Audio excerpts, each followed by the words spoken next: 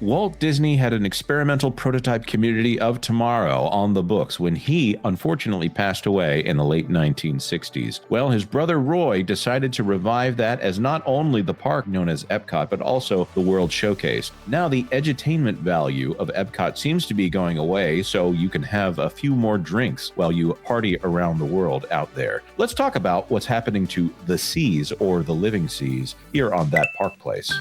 Hello, I am Jonas J. Campbell, an investigative reporter for That Park Place, and here with me is my compatriot VashSky and my illustrious colleague Marvin Montanaro. You doing all right, guys? Hanging in there. Doing better than the manatees right now. Ooh. Right, I was just about to say, I was better when the manatees were actually there. There's a manatee-shaped hole in my heart, but... Oh, that's a big hole then. You probably need to get that looked at. Let's talk about this article. It's a serious problem. We'll talk to Marvin's cardiologist after the video is done, but let's look at this article here. Walt Disney World ditches live manatees at the Seas Pavilion. Is Epcot getting further from Walt's original vision? This by Marvin Montanaro here. The Seas with Nemo and Friends at Epcot, I still can't get over that name, once a cornerstone of Disney's commitment to combining education with entertainment, has lost two of its most beloved residents, Little Joe and Inigo. The pavilion's resident manatees have been relocated, leaving the manatee viewing area roped off and inaccessible to guests. There he is right there, Inigo. That's Inigo. Yeah, Marvin, you are here more often than anyone else. Would you like to set the scene here for what this experience entailed?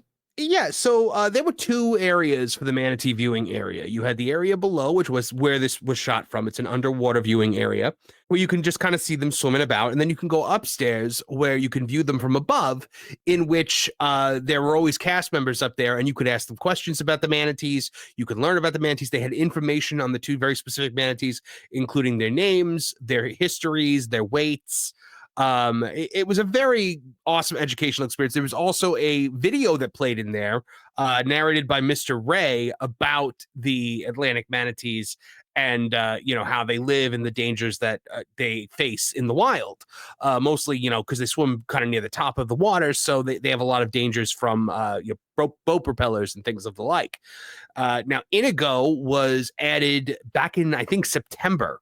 So he is a very new resident here. He replaced Lou, who was a boat propeller accident manatee who had been there for years and years and years. So they got rid of that. Right around the same time they got rid of the dolphins.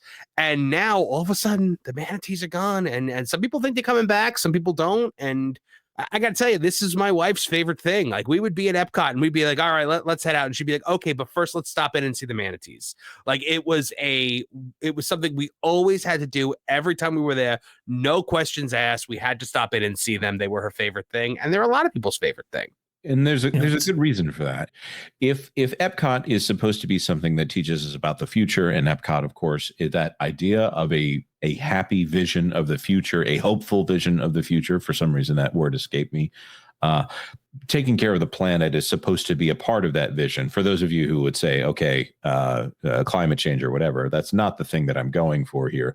Even a conservation image here is something that folks on the other side of that aisle might be able to identify with. We're supposed to be good stewards of what we've been given, including the creatures of the planet. We're not supposed to disregard them lightly. And Epcot, with the living seas and other things like that, was very good about pointing out the nature around us and our place in taking care of that. Now, I will say that not over here at the living seas or the Seas with Nemo and Friends, gag me with a spoon. There was over at the land, I do remember eye rolling at a Rafiki themed movie that talked about our role in destroying the rainforest. By the way, rainforests appear to be doing fine at this point. But looking at something like this going away so quickly, like September of last year, this video is being recorded 3 months after that. So that's a lot of effort to move a manatee from one place to another, only to do that yet again. To me, it speaks to some unusual changes here. Let's continue in the article. Jonas, maybe they saw how much money they were spending on heads of romaine lettuce, and they were like, "We can't keep doing this." Do you know how much romaine costs under this economy? The portion sizes. Sorry. So the manatees eat romaine lettuce literally all day, every day. Like they eat hundreds of heads of romaine lettuce a day. Amazing. Well, of course, that's the kind of thing you would learn visiting Lil Joe and Inigo here. And maybe Inigo is on a quest to avenge his father, who was killed by the six-fingered manatee. I don't know. I'm sorry. I make myself laugh sometimes. This change, while reportedly in line with recommendations from the Manatee Rehabilitation Partnership with the U.S. Fish and Wildlife Services, is just the latest in a series of moves that diminish Epcot's value as an educational theme park. Lil Joe had been a longtime resident of the seas, delighting visitors with his gentle nature and inspiring countless conversations about marine conservation. Inigo joined in September, shortly after, well, we've talked about this shortly after Lou was relocated to now they're both being relocated, to Gulfarium Marine Adventure Park and Moat Marine Laboratory for long-term rehabilitation. Now, if we're following the theme of the Finding Nemo series, and the one that I like more is Finding Dory, because of the character of Hank, the seven-legged octopus that would just like to be in a tank by himself. It's what is it?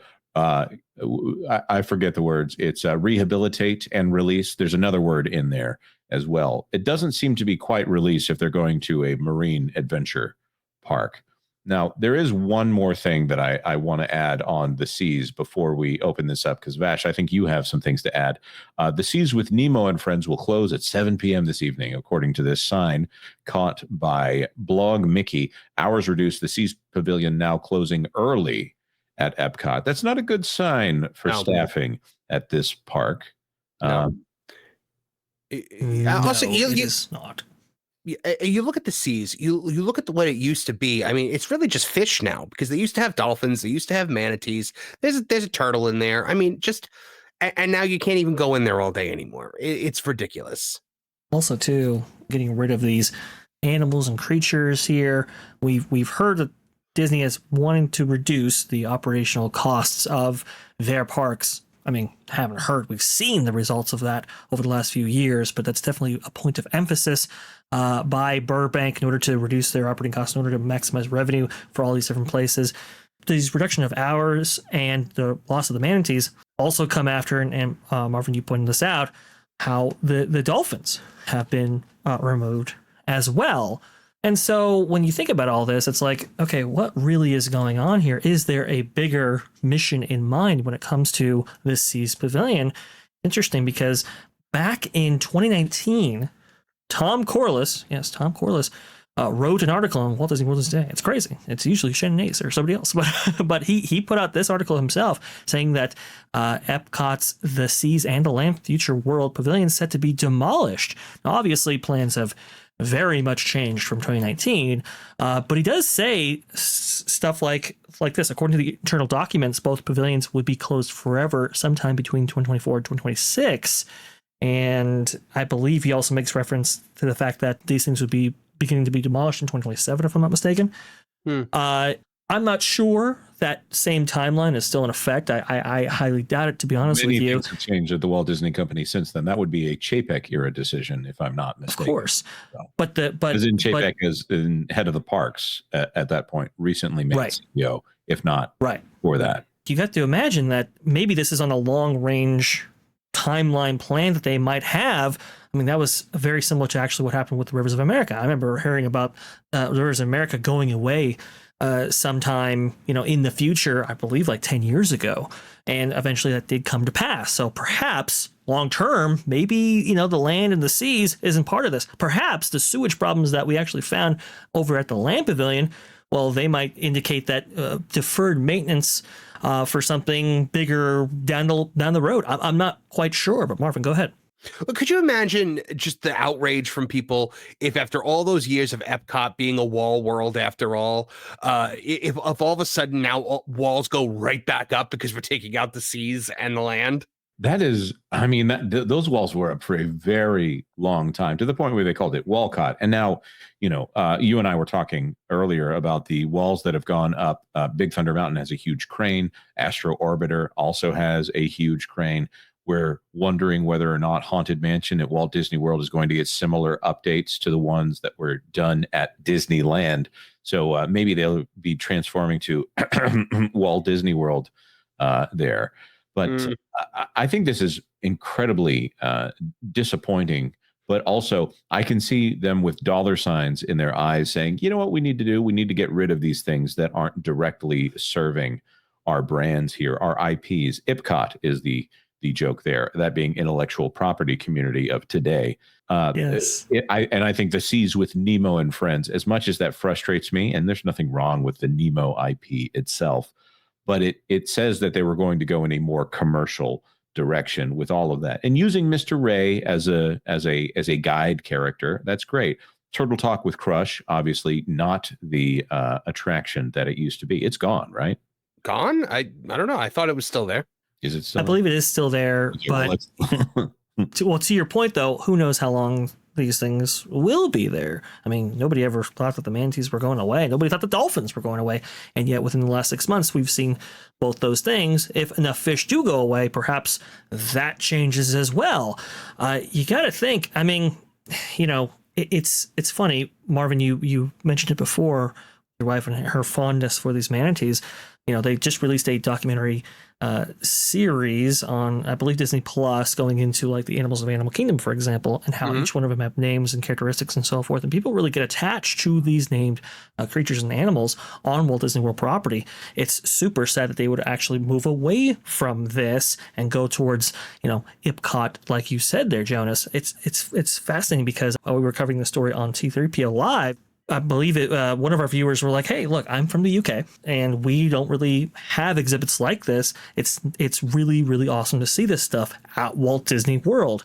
Now you're giving another reason for people maybe to leave if that's important to them and go to SeaWorld during their Walt Disney World vacation or in lieu of their Walt Disney World vacation." Right. I was very interesting. Which is the opposite of the Eisner strategy, which, you know, even though Busch Gardens was not as direct of a threat as we. It's a funny thing to think of Busch Gardens as a threat to Disney in that way. There's nothing wrong with that park. It's a fine park. It's a great park. The people there do a great job. But the Animal Kingdom aspect was a response to Busch Gardens. And now they can't even admit that Epic Universe is something they need to respond to. I think that's actually a pretty clear indication of how scared they are of it. I would say that anyone that is interested in manatees and learning about manatees, there are two places that you can go to in Central Florida that are not Walt Disney World. One is SeaWorld.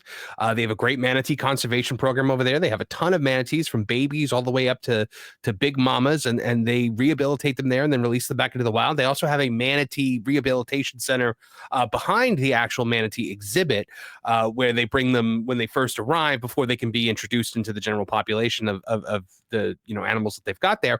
But also, if you go in the wintertime to Blue Springs State Park in Central Florida, you can see literally hundreds of manatees in their natural habitat swimming around. And I mean manatees of all shapes and sizes, of all ages. They swim into the natural springs during the winter months because the ocean gets too cold for them, and the spring maintains a normal temperature. So they swim into the spring, and that's where they spend their winters before going back out into the ocean as the water warms up. So there are places to we go every winter now. Which reminds me, we got to go soon.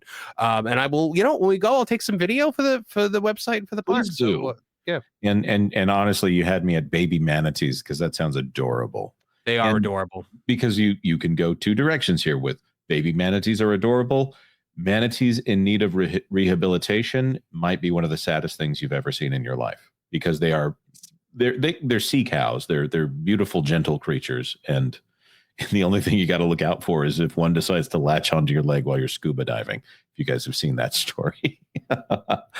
But that being said, we're hopeful that Disney will maybe do a couple of decisions there at Epcot that aren't directly based off of what IPs draw people into the parks. Maybe add a little bit of that subtle ambiance that they used to be known for, and maybe bring back that edutainment value. Maybe they've priced themselves out of the area where they're looking for edutainment.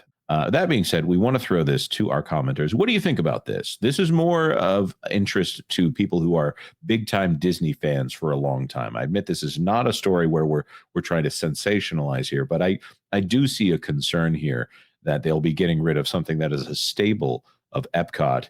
And it also makes me wonder, if you're getting rid of animals in a theme park that centered around animals and edutainment, what does that mean for the theme park that is definitely uses a piece of land the size of Magic Kingdom itself for one of the supposed premier attractions over there with Kilimanjaro Safari? That's my question. I hope that it's a ridiculous question. For a long time, I hope that's viewed as a ridiculous question of whether or not Disney would get rid of the animals in Animal Kingdom. But we'll have to see how they incorporate animals into the tropical America's land. Maybe I'm crazy. I hope I am. Hit the like button, though, if you want to stave me off from insanity, and consider subscribing to That Park Plays for all the news that should be fun. Thanks for watching That Park Plays News. For more information, consider checking out www.thatparkplace.com. And don't forget to subscribe, share, like, and send this out on your favorite social media accounts.